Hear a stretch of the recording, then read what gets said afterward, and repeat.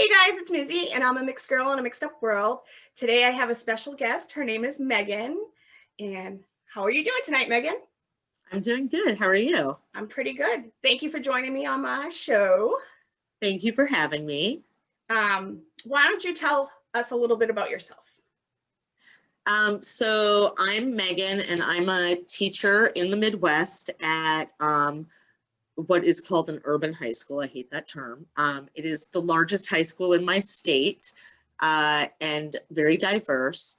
And I am a special education teacher of students who have learning disabilities in reading and math. So they're usually just like a couple grade levels below. And I've kind of been on a journey since becoming a teacher. I've always been somebody who fought for marginalized people. My family background is my dad is an immigrant from Lebanon, and my mom is of Irish Catholic descent. And my stepmother is, I'm going to say it because she wouldn't care, a stereotypical New York Jew. She's from the Bronx. And so I've had like a very like mixed kind of upbringing, very, very liberal. My parents, when I say my parents, it's my dad and my stepmom, because they were the ones who raised me the most. And they were professors in creative writing at the local university. They were writers. Yeah, my stepmother still has a local column she writes, and I really learned a lot about using my voice from her. Yeah. And I never meant to be a teacher. But I did always work with marginalized groups. In college, I worked in group homes with adults with developmental and intellectual disabilities. Oh, nice. It was life-changing for me. I learned so much about life from these people. And then I moved away to college, or I moved away after college and lived in London for 5 years, and I worked with homeless street drinkers. They were alcoholics and homeless and sat in parks and drank, and they had what were known, or still, I mean, they're still in existence, wet hostels and wet day centers, these wet facilities, wet meaning we allowed them to drink on site. Okay. And so that was because, rather, like in America, if homeless people are needing services, we require that they're sober. They are turned away if they are not. And in England, they know and understand that addiction is so related to people who are homeless. There's such that intersectionality. And they know that that's, a large ask for these people. Yeah. So they have dry facilities where drinkers are not, it's not allowed. So, but it's a place where people can get medical attention, help with documents, do laundry, get a meal, take a shower. We always offer services to help if they wanted to stop drinking, but it wasn't something that we pushed or enforced. That was not what we were about. So it's called a harm minimization model. It's slowly starting to come over to the States, which is good, but this was about... Sounds really good. It was, and this was over 10 years ago that I was there. So yeah, that also work that changed my life. I learned so much from these people who at first scared the hell out of me. I'm going to be honest. They were drunk. Many of them would come in with lice and shout abuse at you sometimes. But then I got to know their stories and got to know them on a personal level. Yeah. And saw them in a different way. So I came back from England and I worked in daycares, and I had an English degree and realized you can't really do a lot with that. So I decided to go back and become a teacher. And my first teaching job was at a school for adjudicated youth that are sent there. It's a boarding school, all boys, part sex offender program, part just kids who'd gotten in trouble with the law too many times. Half of them came from my state. The other half came from all over LA, Baltimore, DC, Texas, and kids who um, there are gangs where I'm from, and there is gang activity, but it's nothing like the kids that have come from these places where it's like Yeah. 3 generations deep. Their grandparents were in these, Yeah. they're expected to be a part of it. It was very different, and that was very, very eye-opening for me. And this place is a place that I have a lot of problems with. It shouldn't be open. It was not a good place. Oh no. It's not. Ugh. But there were aspects of it that were good, in that it removed these kids from those situations, and they had a chance to realize that didn't have to be their life. Yeah. But the problem was when the program ended and they successfully, did whatever they had to do to be right with their probation officer, they went right back. Back home. And got right back. And it was really hard. So, I mean, we had kids that were killed when they were, went back, and it was hard. But those kids, I always thought of myself raised by a Lebanese and a Jewish woman, a Lebanese man and a Jewish woman. My 7th grade social studies teacher was a Black man who changed my life. And he ran a program called Black History Showdown, which was like a quiz bowl. And here we were, like 12 white and Asian kids cramming Black history and learning Black history. And I was in that for probably 3 years, up, I think, until I was a sophomore in high school. Nice. And that opened my eyes and changed my life too. Yeah. And I ended up taking a lot of Black studies and African-American literature classes in college. Nice. But so like, I really thought I was this very woke liberal woman, but I wasn't really until I met these actual kids who had lived these experiences. Yeah. I did have a very good Black friend growing up, but she was the only Black child in my school. It was a liberal small town because it's a college town, but it was still very white. And we still didn't talk about those things. Yeah. I thought I shouldn't talk about those with her. I didn't want to draw attention to her being different. I thought that was not the right thing to do.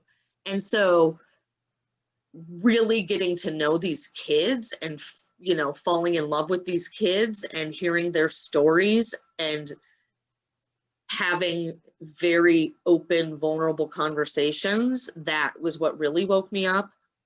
And then I came to the school I'm at now, which is 60% Latinx. And of those 60%, I would say a very high number are either undocumented themselves or their parents definitely are. And that woke me up in a different way. And I really learned their stories. And a couple of years ago now, almost the summer before COVID, there had been, I think it was June, and the 7th child in custody in detention centers had died since like the previous October, I think.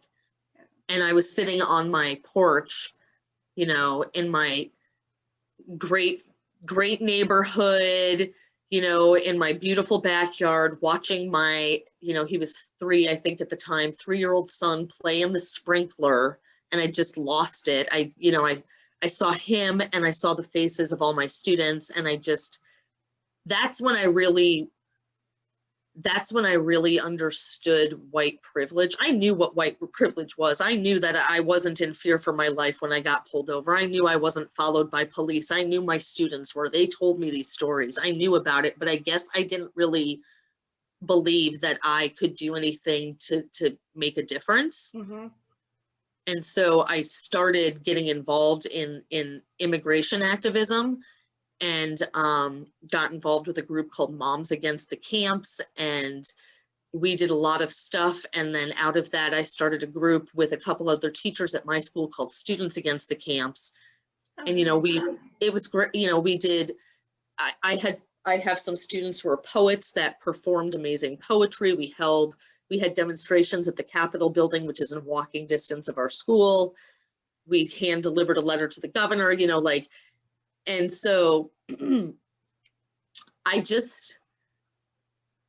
it's a learning process, because as a white person, you know, I know that I'm like half Arab, but I'm totally white presenting. I'm seen to the world as a white person. And as a white person, I'm always learning, because, you know, I'm inherently racist. I can't not be living in this society. So it's on me to like always recognize that, call it out on myself, and call it out in others. And I don't know. So I feel like I have to use it. I have to say something. If not, what's the, you know, I don't know. So I'm rambling.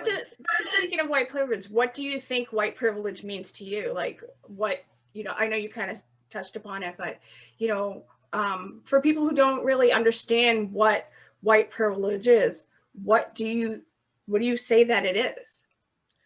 So the thing that I have found that people that, you know, it's always white people that have a problem with the term white privilege, because everybody else knows it exists. They've always known, you know, they just maybe didn't have a title or term for it. Yeah. And I, as a white person, didn't get it for a long time. I mean, I did and I didn't, you know, I knew that people of color faced problems I didn't. But yeah, so to me, what it is that our society is a white supremacist society. Our country was built on the backs of people of color to support white people and favor white people, and it is still that way, and it's going to remain that way, in my opinion, until white people dismantle it, because white people still have the power, so they have to be the ones to start the dismantling of it. And when I say this and people get upset, it's usually white people who have had very hard lives, who have been very poor, maybe who have had a lot of, and I understand that. And I try to explain to them that it's not about circumstance, that even though you may have had the hardest life of any white person on the entire planet, trauma, abuse, you name it, all of it, but still having white skin in this country affords you and gives you certain privileges that other people simply do not have, because that's the way the country's built. Mm-hmm. And that's the thing that white people have a problem with, some white people. And I think it takes them, you know, there's that famous analogy about the house on fire, you know, the all lives matter response, that, well, of course all lives matter, but like, you know, our lives, white lives, we're not under attack, we're not in danger, you know. So, you know, I have a Black Lives Matter shirt, and I wore it out for a walk with my boyfriend one time, and this well-dressed, middle-aged white man on a bike, a fancy bike, rode by.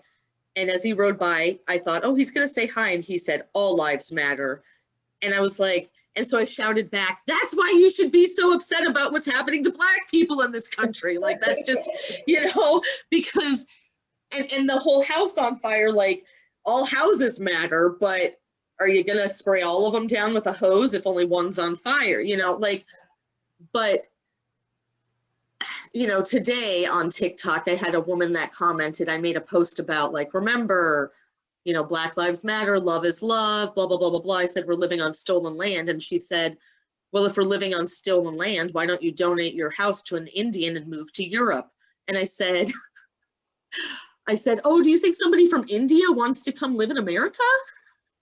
You know, like, and she wrote back and said, you know, something like, you know what I mean, blah, blah, blah, blah, blah. And I just said, tell me you're a racist without telling me you're a racist. And she didn't respond. It's just like, I'm not going to play your games anymore. I'm not going to like cater to your white fragility. You know, you hide your racism behind it. I don't know. It just makes me angry, but yeah. Okay. So I met you on TikTok. I saw one of your videos, and you were talking about how you teach your students to be anti-racist. Yes. And also you were talking about how there's a lot of people who came for you and they didn't keep it online. They took it to another level. Yes. So first, why don't you tell me about what you do to teach your students? And also then let's go into the part about what happened after you started, making videos like that. Yeah, so first I want to talk about, so Actually, wait. Why don't we have you describe what does anti-racist mean, or anti-racism? Oh, sure. So anti-racism to me, which, again, I think is pretty literal, against racism, but it's not anti-white. Just But people take it that way. They get so angry. Yes, when they sure do. They think they sure do, which is why they do. That's why I just keep coming back. Like, it's against racism. How are you not against? But anti-racism to me does mean not just being against racism, but that you take it a step further and you're going to call it out when you see it. You're going to correct people. You're going to, you hear your uncle tell a racist joke, you're going to call him out in front of the whole family if you have to. You're going to call out your colleagues. You're not going to be afraid. And you are going to, I really think for white people, especially because in the society, our voices are listened to more. Unfortunately, that just is the way it is still. And that's why it's very important for white people to make this a big deal. And I've noticed, and I don't know, maybe you can correct me if I'm wrong, because I haven't noticed a lot, but I've noticed that these people come for white people that speak out and say they're anti-racist, maybe more than people of color. I think these white people might be a little more scared to say stuff to people of color, but maybe I'm wrong. A lot of people don't come for me as of yet. I'm kind of waiting for somebody to come for me on TikTok. That's what I was wondering, because I feel like me being like white people saying they are anti-racist to these racists, they see us now. That's like the new way to say you're the N-word lover. Yeah. But I do know, I've seen a lot of videos where a lot of Black creators have a lot of issues being, they do come at them like that. Come at them, and they have a lot. I don't know about the saying anti-racist or anti-racism, but they still say racist, blatant stuff. Yes, they come for them in racial ways. But for me, I was just wondering if they hid themselves more and did it more with other white people, But that's. Oh, actually, I had one guy, but he messaged me, and the funny thing is, he's like, "You're so pretty," and then he said, "Trump 2020." And I was like, no, completely opposite. And then he just went on this crazy tangent that I can't, my brain started hurting. But the next day, I didn't report him. I just ignored him. He must have done it to a bunch of other people because he got kicked off. Good. So. Yeah. I'll get to that in a minute. Well, what I wanted to say last about the white privilege and the white people being not just allies but co-conspirators, really putting yourself on the line for people, and then amplifying and lifting up voices. So like I always say, like, as a white person, my job is to be like, hey, look over here, because I'm white, you're going to pay attention, and then, okay, look at this, listen to this person. So I have two students of color. One is Latinx, one is Black, and they have been leading the work in my district, and I call myself their secretary. So that is how I guess teaching my kids to use their voice. Like, they want to use their voices. They are two of the most intelligent human beings I have ever met. One's in 11th grade, one's in 12th. And I just connect them with people. I set up the meetings. If they have questions or they want me to look things over, they wrote a beautiful letter to our main newspaper, and it was a featured editorial. Oh, nice. They got SROs removed from our schools, so we don't have cops in our schools anymore. They have been working with curriculum developers and have developed a whole bunch of new courses for next year. Oh, nice. Like they have equity and racial justice teams that are set up at every school. Like they have done, and they're getting paid for it now, which we fought for because they are doing the work that frankly the adults should be doing. Yeah. So, but they're getting paid for their work now. My cat's trying to attack me over here. So that to me, it's like teaching my kids that you can use your voice. I helped organize a rally at our local jail where they detain people when ICE picks them up in our area. And, you know, students performed poetry there. You know, it's like you uplift voices. You show them by example how they can do it. You know, we're about to talk how I got doxxed and my school contacted. This is the third time it's happened because it happened from Facebook. It happened because I was on the news protesting and somebody reached out to the school, like just sent a letter about me. But I am very, very thankful that after George Floyd was murdered, our superintendent came out with a letter to the public saying we must all be anti-racist. Nice.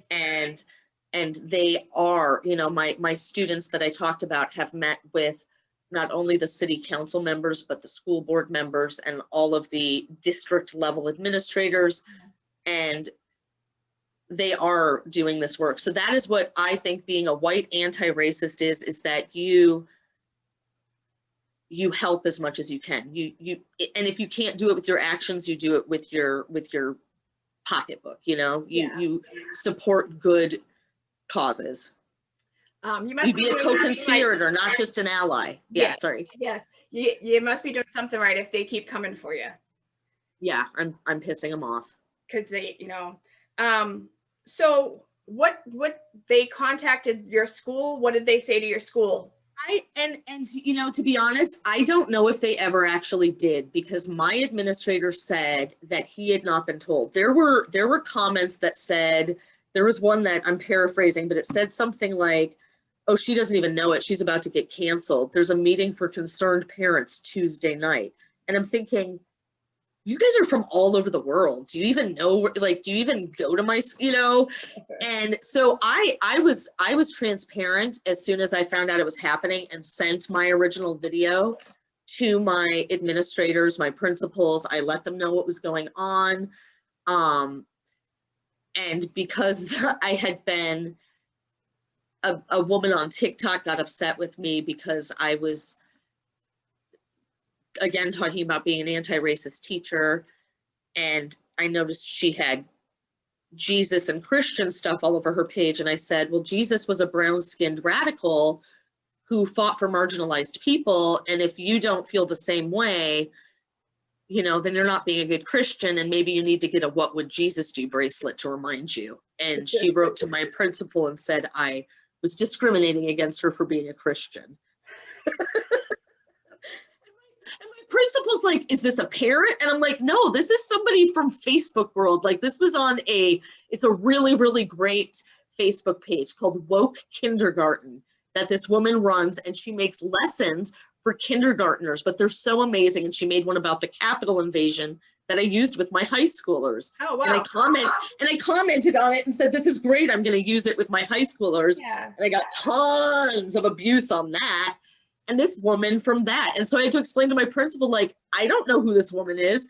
No, she's not a parent. No, she just doesn't like that I'm an anti-racist teacher. So the school may be annoyed with me a little bit at this point, but I know that they support me, and they know that, you know, I'm not saying anything that isn't true or wrong. So so that they can't question that if your heart's in the right place. So I know I'm not going to get fired, but then they do things like share the town and city, you know, the city and state I live in and my full name. And the main instigator of this that started it is quite a bully, and makes a career out of doing this on her TikTok. And she has gone after quite a few people and done some very, very, very, very awful, horrible things. So it is scary. And she lives in the same state as me. Oh, yeah, so, that would be scary. So, So that concerns me. besides her, have you been in fear or? Well, so it happened a whole lot, and then it went away for a while, and then it came back. This woman said that I made a fake TikTok of her and was impersonating her, and I didn't, and I have no desire to do that. And so she made a video about how I made a fake TikTok of her, and she has a lot of followers. Yeah. And so all of her people come at me. And then it went away, and then I made the video that kind of went viral, and I went from 640 followers to like 6,000 in a couple days. And so they've left me alone since then, knock on wood. Yeah. The occasional person still comes at the comments, but not this original group that had been doxing me. That's good. That's good. Yeah. Oh, that's scary. Not that they won't again, but the thing is, like, I don't know, like, you know, I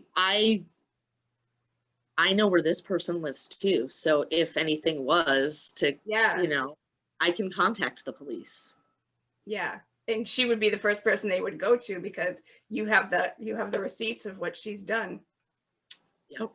People And don't all of her understand that. followers that she's instigated and encouraged. So, and it's just, you know, and I try to remind myself, this is what I do. So like, I work with special ed kids. I work with a lot of the kids with the behavior disorders. And I did see a video that this woman posted on her old TikTok before it got taken down, where she talked about how she had trouble in school. She would have been one of my students. And she talked about how she passed a classroom and overheard teachers talking badly about her. Oh. Yep. So and she I'm has like, a problem with teachers in general. she has a problem with teachers. She has a problem with anti-vaxxer, or she has a problem with vaccinators, and she's an anti-masker as well. But she has a problem with medical people and teachers. Yep. And the thing is, the students that I'm always the most drawn to are the kids who are the biggest assholes to me, because that's how they're crying out for help. That's their way of crying out for help. You know, they put up a wall and say, don't get near me, don't get close to me, fuck you. And those are the kids I'm most drawn to. Yeah. And so I think like she would have been one of those girls that I would have kept going after, you know, to try to connect with. And I know that hurt people, you know, and I try to remember that. And I'm very much trying to be a when they go low, you go high kind of person. But it's hard sometimes. It's very hard Very sometimes. Hard sometimes. So you live in a very red state. Yes. And what reactions do you get, or any pushback for, you know, you said, you know, some of the people complained, but, you know, just in general, like, you know, did you get feedback from, I mean, or even people going by the rally saying stuff, or coming up to you guys, you know, what pushback have you gotten? Well, so because of and this is something I regret, and I wish I would have done it now, knowing what we know about the virus now, but in the summer, I did not go to any of the protests because of my Crohn's disease, and I wasn't vaccinated, and we still didn't know, like, being outside was probably okay, and I regret it. I wish I would have. There was a really, really, really big movement in the capital in my state, a very big local movement, and a lot of it was by kids who had graduated from my district. So I was giving them Venmo money, and I was supporting the cause locally as much as I could. Mm-hmm. But I regret that I wasn't there in person, and I wasn't able to do that. I did have my Black Lives Matter and my, you know, in this house we believe love is love. And, you know, I had both of those signs stolen out of my yard. I know. And my Biden sign. I'm like, couldn't you have just taken the Biden sign and left the others? Other stuff. Yeah. But, you know, community, I put something on Facebook, and a woman that I know who has a local print shop made me a beautiful Black Lives Matter sign. And now it's you can't, I mean, it's in my window now so that yeah, it won't get stolen. Somebody else had an extra in this house sign, so I've put that back in my yard. And so yeah, I'm trying to think. Since the pandemic, I haven't personally accepted this stuff online, and I did get more before when I was being more active. I was in the local news a lot for the immigration activism stuff. Mm-hmm. The Moms Against the Camps group was in a Now This video that went viral, where we did a sit-in at our local senator's office and refused to leave until we got a meeting with her. And so that's when I was getting more stuff with school. And that they're illegal and they shouldn't bring their kids here and that kind of stuff. And that was all really hard because those were my kids, literally. But this has all just been online backlash. And like you, I'm new to TikTok. I actually made TikTok, I don't know, a year ago because of a class assignment we did where we read an article about TikTok. And so I was like, let's all make TikToks. And that's why my username was Ms. Dot and my last name, because it was my teacher TikTok. And then I'm really struggling to remember what even brought me to it. Maybe somebody shared a video and I went there and just started. I mean, I love it. It's so much fun. And then I thought, so my tarot thing, I'd been getting into that and doing tarot, and I had made I would go live on Facebook, but it would only be my friends who would watch. And I made a Facebook page specifically for it. But again, it's like 60 of my friends. And I thought, well, if I could get 1,000 subscribers on TikTok, it would be really fun to practice and go live and do readings. And I was getting very into it. And so that's what kind of amped it up. And I started making a couple anti-racist videos those are some of my very earliest videos. And then I went more into like my woo-woo witchy crystal tarot stuff, because I was like, that's going to be my content, and then I got doxxed, and that's when, so now I'm like, I guess I'm the, anti-racist teacher tarot card reader because I feel like I want to, I can't not speak on it because it is so important to me. Mm-hmm. And I think it needs to be heard more, and those white racist people that come at me need other white people to stand up to them. I say that all the time, that the only way we can fight racism is with our white allies, because we've been saying it for years and years and years and years, and it's like blowing into the wind. But if you say it to your family and friends, if it's, if somebody's going to say something, not going to say something to me, but they might say something in like, their little circle of friends, it's their circle of friends that need to call them out on it, because I'm not there. I don't know. I mean, so it's and to address those that do think that I'm indoctrinating my white students to hate. This is what they tell me, that I'm indoctrinating my white students to hate themselves, that talking about race causes more divide. These are like the general things I hear. White privilege doesn't exist. They came at me about white privilege right away, and I had not even spoken a word about it at that point. I hadn't even made a video about it. There were rumors I had some video about hating white people, but I deleted it. Like, it's just crazy the shit they make up. And so I just want to make it clear, I do not hate white people. I don't hate myself. I don't hate my blue-eyed, almost blonde son. I love them. But white people, especially in an area like where I live, thankfully in the school where I teach, it is so diverse, and it, that is wonderful. But like my son, the town we live in is very white.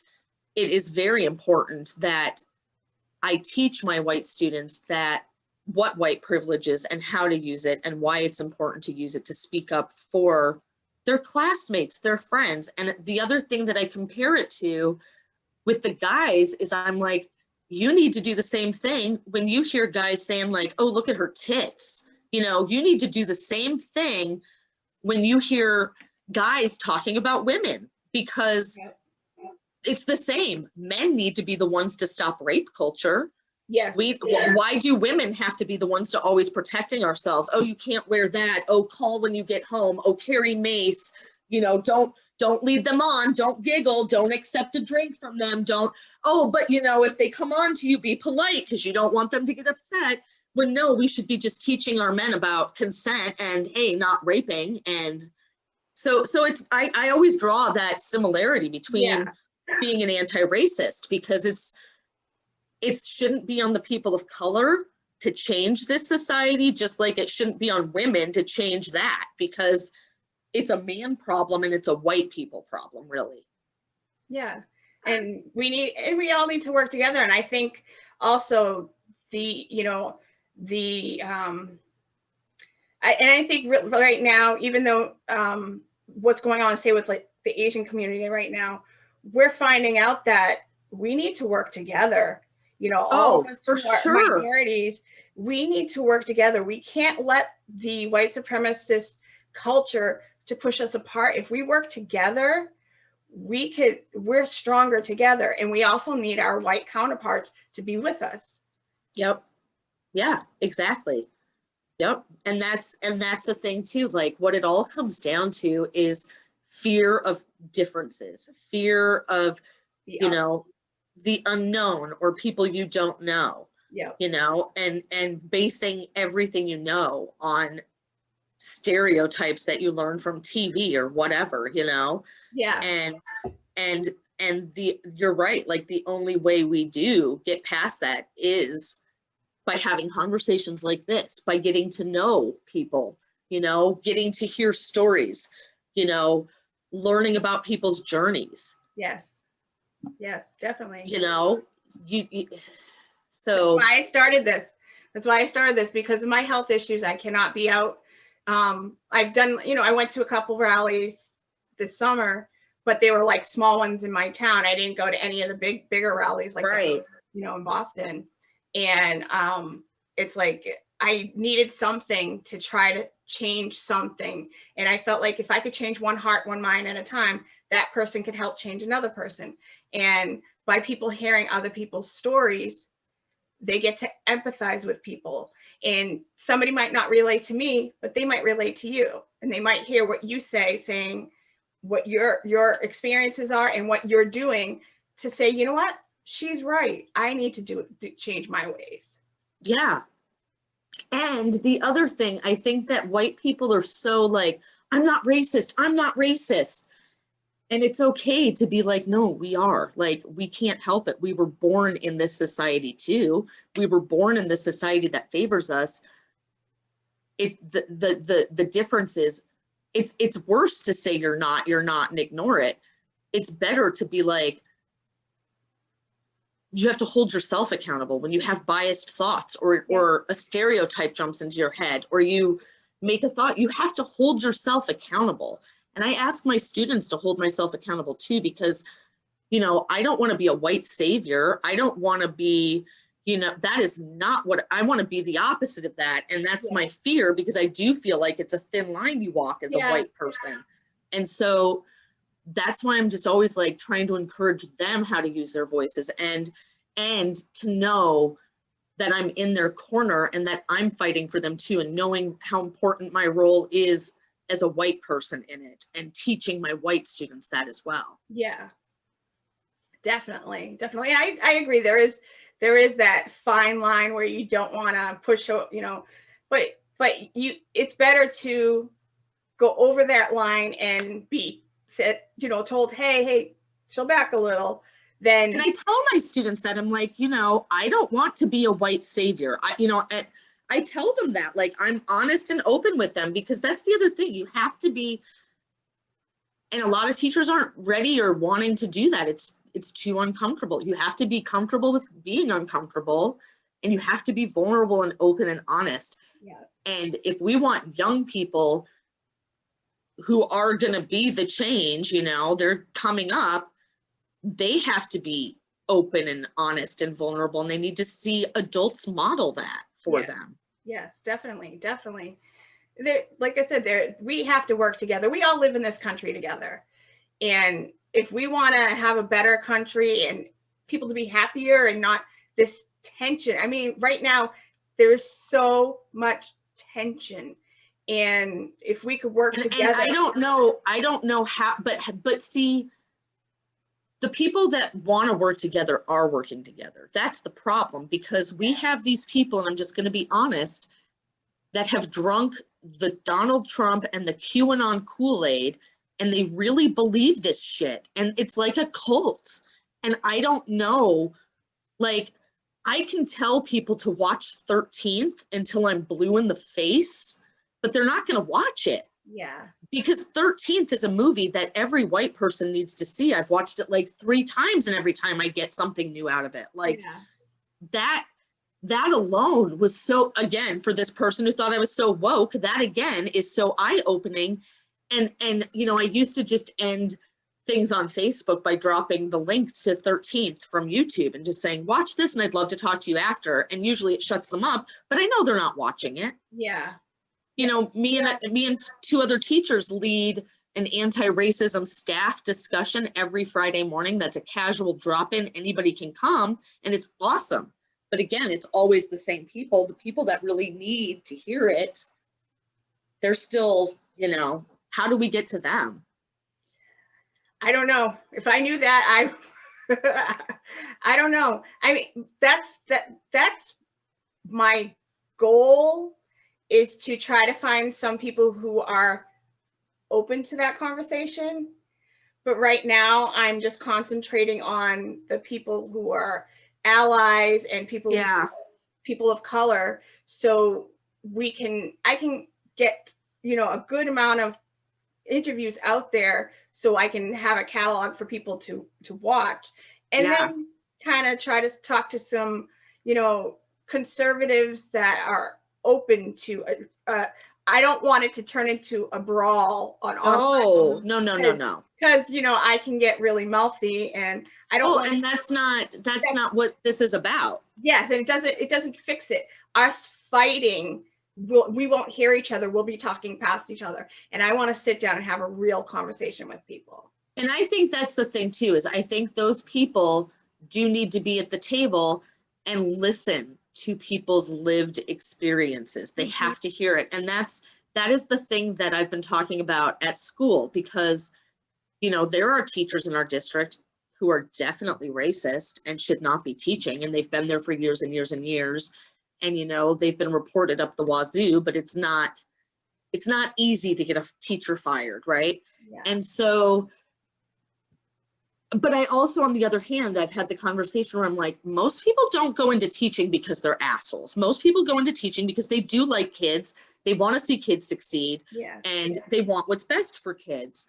And the difference is that I think these teachers compartmentalize. They look at certain Black and brown students, and they have great relationships, and they love those kids, but they don't see them as Black and brown anymore. That's the problem. They're I don't see color. My students are purple with yellow polka dots.